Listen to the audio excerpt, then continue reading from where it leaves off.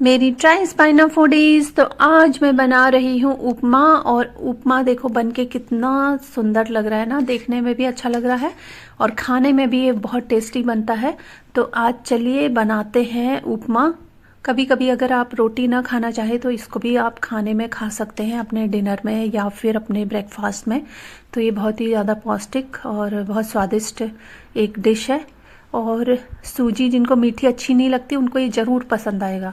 तो देखो इसके लिए मैंने ले ली है अपनी कढ़ाई, उसमें मैंने डाल दिया है ये रिफाइंड ऑयल, क्योंकि मुझे कॉलेज ले जाना था ना ये लंच के तौर पे, तो इसलिए मैंने इसमें घी नहीं डाला। अदरवाइज़ आप घी में इसको भून सकते हैं।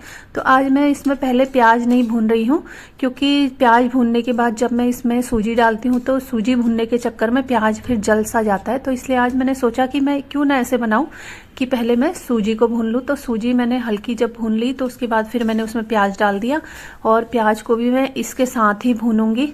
लगातार चलाती रहूँगी इसको हल्की आंच में, तेज़ आंच में भी कर सकते हैं। तो ये धीरे धीरे करके भुनेगा तो ज़्यादा अच्छा रहेगा। और ये भुन रहा है तो फिर इसमें मूंगफली भी डाल देती हूँ। मूंगफली को भी इसमें साथ में भून लेंगे। और ये डाल दिया मैंने नमक, और साथ में ये आ गया सफ़ेद तिल, और ये काटे थे मैंने गाजर, ये भी डाल दे रही हूँ।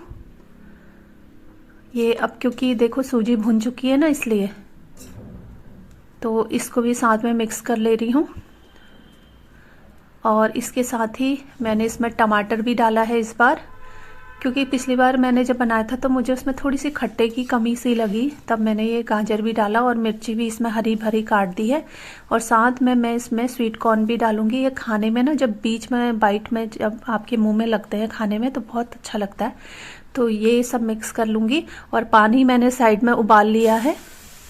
अब ये उबला हुआ पानी मैं इसमें डाल दूँगी, और ये सारे जितनी भी सामग्री है इसको अच्छे से इसमें मिक्स कर लेती हूँ। और इसको फिर मैं थोड़ी देर ढक्कन लगा के फिर पकने को इसको छोड़ दूंगी।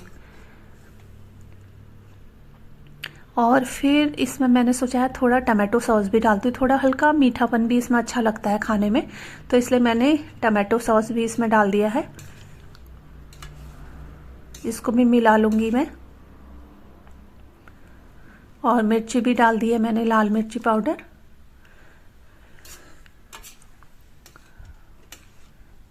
इसको भी अच्छे से मिक्स कर लेना है।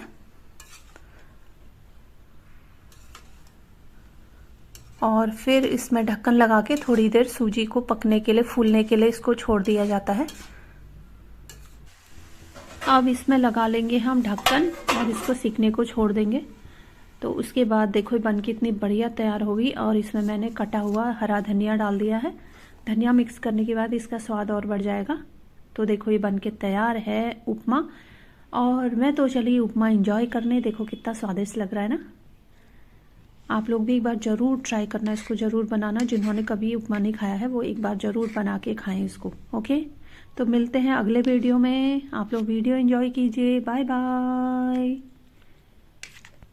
राधे कृष्णा, राधे कृष्णा, राधे कृष्णा।